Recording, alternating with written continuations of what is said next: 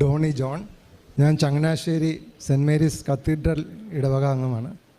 ഞാനൊരു കോപ്പറേറ്റീവ് ബാങ്കിൻ്റെ സെക്രട്ടറി ആയിരുന്നു. ജോലിയിലിരിക്കെ എനിക്കൊരു ഡിപ്രഷൻ ഉണ്ടായി. അതിനെ തുടർന്ന് കുറച്ച് നാളത്തെ ട്രീറ്റ്മെൻറ്റ് വേണ്ടി വന്നു. അപ്പോഴത്തേക്ക് ഭരണസമിതി എന്നെ ബ്രാഞ്ച് മാനേജർ തസ്തികയിലേക്ക് റിവേർട്ട് ചെയ്തു. അതിനെതിരെ ഞാൻ കോടതിയിൽ പോയി ആ കേസ് നിലനിൽക്കെ ഞാൻ റിട്ടയർ ചെയ്തു. അതിനുശേഷം പല കോടതി വിധി എനിക്ക് അനുകൂലമായി വന്നെങ്കിലും ഭരണസമിതി അതിനെതിരെ അപ്പീൽ പോയിക്കൊണ്ടിരുന്നു. ഞാൻ 2021 നവംബറിലാണ് ഇവിടെ ഉടമ്പടി എടുക്കാൻ വന്നത്. ഉടമ്പടി എടുത്ത ആദ്യകാലങ്ങളിൽ എൻ്റെ പ്രേക്ഷിത പ്രവർത്തനം അത്ര പോരായിരുന്നു.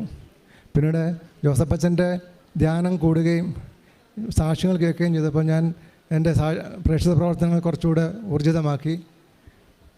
അതിനുശേഷം 2023 ഡിസംബറിൽ ഞാൻ ഇവിടെ വന്ന് ജോസഫച്ചനെ കണ്ടു. അച്ഛനോട് ഞാൻ എൻ്റെ എല്ലാ സങ്കടങ്ങളും പറഞ്ഞു. അച്ഛൻ അവസാനം എന്നോട് ഒന്ന് മാത്രമേ പറഞ്ഞുള്ളൂ, നിനക്ക് എന്താ വേണ്ടതെന്ന് എന്നോട് ചോദിച്ചു.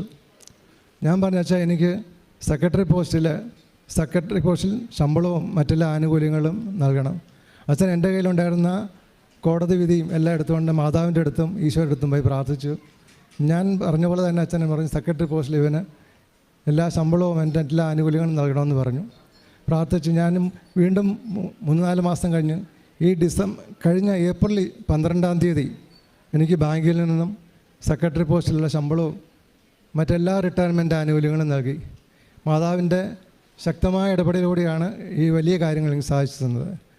മറ്റൊന്ന്, എൻ്റെ രണ്ടാമത്തെ മകൻ അബിൻ ഡോണി 2020 ഓസ്ട്രേലിയയിൽ ഇവിടുന്ന് ഡിഗ്രി കഴിഞ്ഞിട്ട് പഠിക്കാൻ പോയി. 2022 പാസ് ഔട്ടായി. അതിനുശേഷം പാർട്ട് ടൈം ജോലിയൊക്കെ ചെയ്തു. പല ഇൻ്റർവ്യൂവിന് പോയെങ്കിലും ഇവന് എക്സ്പീരിയൻസ് ഇല്ല എന്ന് പറഞ്ഞ് ഇവൻ്റെ സെലക്ഷൻ കിട്ടിയില്ല. ഒടുവിൽ 2023 ജനുവരിയിൽ മോൻ നാട്ടിൽ വന്നപ്പോൾ ഞാൻ അച്ഛനെ ഇവിടെ വന്ന് മോനുമായിട്ട് വന്ന് കണ്ടു. അച്ഛൻ അവൻ്റെ തലയിൽ കൈവച്ച് പ്രാർത്ഥിച്ചു. തീർച്ചയായിട്ടും നിനക്ക് ജോലി കിട്ടുമെന്ന് പറഞ്ഞു പോയി. കഴിഞ്ഞ ജനുവരിയിൽ 2024 ജനുവരിയിൽ ഒരു ഇൻ്റർവ്യൂ വന്നു. ഞാനും എൻ്റെ ജീവിത പങ്കാളിയും കൂടെ മുട്ടുമേൽ നിന്ന് പ്രാർത്ഥിക്കുകയായിരുന്നു മാതാവിനോട്, അമ്മേ, എക്സ്പീരിയൻസ് ഇല്ലാത്ത മകനാണ് ഇൻ്റർവ്യൂവിന് പോയിരിക്കുന്നത്. അവൻ പാർട്ട് ടൈം ജോലിയിലുള്ള എക്സ്പീരിയൻസ് ഒരിക്കലും ഇവിടെ കാണിക്കാൻ പറ്റുകയില്ല. ഒരു ഗവൺമെൻറ് ജോലിയിലേക്കാണ് അവൻ ഇൻ്റർവ്യൂ വിളിച്ചിരിക്കുന്നത്.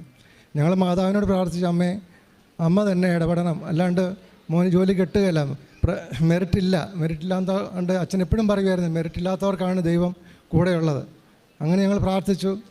ഏതായാലും മോന് സെലക്ഷൻ കിട്ടി. മാതാവ് തന്നെ എൻ്റെ മകന് വേണ്ടിയിട്ട് ഇൻ്റർവ്യൂ ബോർഡിൽ ഉത്തരങ്ങൾ പറഞ്ഞു. ഏതായാലും ഇപ്പോൾ അവൻ ഓസ്ട്രേലിയയിൽ ഗവൺമെൻറ് സർവീസിൽ ഒരു ഓഫീസർ പോസ്റ്റിൽ ജോലി ചെയ്യുന്നു. കൂടാതെ എൻ്റെക്ക് 10 വർഷമായിട്ട് എൻ്റെ ഒരു വസ്തു വിൽക്കാതെ കിടക്കുകയായിരുന്നു. ഞാനത് പല പ്രാവശ്യം അച്ഛൻ ഇവിടെ ഒന്ന് പ്രാർത്ഥിച്ചു. അവനതിൽ പ്രധാന പ്രശ്നം അവിടെ വെള്ളമില്ല എന്നുള്ളതായിരുന്നു. ഞാനിവിടെ നിന്ന് മാതാവിനോട് പ്രാർത്ഥിച്ചു, അമ്മ എങ്ങനെയെങ്കിലും ആ സ്ഥലം ഒന്ന് വിറ്റ് കിട്ടണം. ഒടുവിൽ ഒരു ഗോഡൗൺ വെക്കാൻ വേണ്ടിയിട്ട് ഒരാൾ ആ സ്ഥലം വന്ന് വാങ്ങിക്കുകയും അവർക്ക് വെള്ളത്തിൻ്റെ ആവശ്യമില്ല, അവർക്ക് പഴയ ടയർ ഗോഡൗണിൽ സൂക്ഷിക്കുന്നതിന് വേണ്ടിയിട്ടാണ് ആ സ്ഥലം വേണ്ടിയിരുന്നത്. അതുകൊണ്ട് അവർക്ക് വെള്ളത്തിൻ്റെ ആവശ്യമില്ലായിരുന്നു. അങ്ങനെ 10 വർഷമായിട്ട് എനിക്ക് വിൽക്കാൻ പറ്റാതിരുന്ന എൻ്റെ വസ്തു എനിക്ക് മാതാവിൻ്റെ ഇടപെടലിലൂടെ വിൽക്കാൻ സാധിച്ചു. ഞാൻ പ്രേക്ഷിത പ്രവർത്തനമായി കുറാസനം പത്രം, വിശ്വാസപ്രമാണം ചൊല്ലി എല്ലാ വീടുകളിലും എത്തിക്കും. അതുകൂടാതെ സർക്കാർ ആശുപത്രിയിലും ഒപ്പം രോഗികളായി കിടക്കുന്ന ഏതാനും വ്യക്തികളുടെ വീടുകൾ സ്ഥിരമായിട്ട് എല്ലാ മാസവും അവിടെ പോയി സന്ദർശിക്കുകയും അവർക്ക് ചികിത്സയ്ക്കായി കുറച്ച് സാമ്പത്തിക സഹായം നൽകുകയും ചെയ്യുന്നു. മാതാവും ഈശോയും എനിക്ക് നൽകിയ ഈ വലിയ അനുഗ്രഹത്തിന് കോടാനുകോടി നന്ദി ഞാൻ രേഖപ്പെടുത്തിക്കൊള്ളും. പരിശുദ്ധ അമ്മയുടെ മധ്യസ്ഥ സഹായത്തിലേറെ പ്രത്യേകിച്ച് ഈ ഒരു സാക്ഷ്യത്തിൽ ഈ ഒരു അൾത്താരയാണ് നമ്മൾ കൂടുതലും ഒരു ദൈവിക ഇടപെടലിൻ്റെ ഭാഗമായിട്ട് കാണുന്നത്. എന്തുകൊണ്ടാണ് ഈ അൾത്താരയും ബഹുമാനപ്പെട്ട അച്ഛനെ കണ്ടതും ഒക്കെ നമ്മൾ ഉടമ്പടിയുടെ ഒരു സാന്നിധ്യമായിട്ടും അമ്മയുടെ ഒരു ഡയറക്റ്റ് ഒരു ഇടപെടൽ ആ വിഷയത്തിലുണ്ടായി, അല്ലെങ്കിൽ അമ്മ സാന്നിധ്യം അറിയിച്ചതായിട്ടാണ് നമ്മളത് ഉടമ്പടി സാക്ഷ്യങ്ങളിൽ വായിച്ചെടുക്കുന്നത്. അപ്പോൾ ഇവിടെ വന്ന് ഈ അൾത്താരയിൽ വന്ന് അച്ഛൻ വെച്ച് പ്രാർത്ഥിച്ചു. അതിനുശേഷം തൻ്റെ മെറിറ്റിനേക്കാളും അപ്പുറം ദൈവത്തിൻ്റെ കൃപയിൽ ആശ്രയിച്ച ആ കാര്യത്തിലൊരു കോർപ്പറേറ്റ് മാനേജറിൽ അവിടെ ഒരു സെക്രട്ടറി പോസ്റ്റിലേക്ക് തന്നെ തിരികെ വിളിക്കുകയും തനിക്ക് ആവശ്യമായിട്ടുള്ളതെല്ലാം ലഭിച്ചു എന്നുള്ളതാണ്. ഏറ്റവും അസാധ്യമായിരുന്നൊരു വിഷയത്തെ ദൈവം ക്രമീകരിച്ചു എന്നുള്ളതും, ഒപ്പം മകൻ്റെ അതിലും അവൻ ഇൻ്റർവ്യൂ പരിചയക്കുറവുണ്ടെന്നൊക്കെ പറയണത് ഇദ്ദേഹം പറഞ്ഞ പോലെ തന്നെ ഉടമ്പടി ഭാഷയിൽ അത് മെറിറ്റില്ലായ്മയാണ്. അപ്പോൾ മെറിറ്റ് ഇല്ലാത്തടുത്ത് ദൈവത്തിൽ ആശ്രയിച്ച് കൃപയിൽ കാര്യങ്ങൾ മുന്നോട്ട് ഉടമ്പടിയിൽ പോകുമ്പം ദൈവം അതിനെ കടാക്ഷിക്കും, അല്ലെങ്കിൽ പരിശുദ്ധ അമ്മ അതിൻ്റെ കൂടെ നിൽക്കുന്നു. അപ്പോൾ ആ ഒരു സാക്ഷ്യവും അപ്പോൾ വ്യക്തിപരമായിട്ട് ഉടമ്പടി ജീവിതത്തിൽ മുന്നോട്ട് പോകാനുള്ള ഒരു ശ്രമവും ഉണ്ടെന്നുള്ളതാണ്. അപ്പോൾ വ്യക്തമായിട്ടൊരു അനുഭവമായിട്ട് ഇവിടെ ഈ അൾത്താരയിൽ നിന്ന്, ഉടമ്പടിയിൽ നിന്ന് ലഭിച്ച അനുഭവമായിട്ട് നിൽക്കുമ്പോൾ നമുക്കും ദൈവത്തിനും പരിശുദ്ധ അമ്മയ്ക്കും കരങ്ങളടിച്ച് ഈ വ്യക്തിയെ പ്രതി നമുക്ക് നന്ദി പറയാം.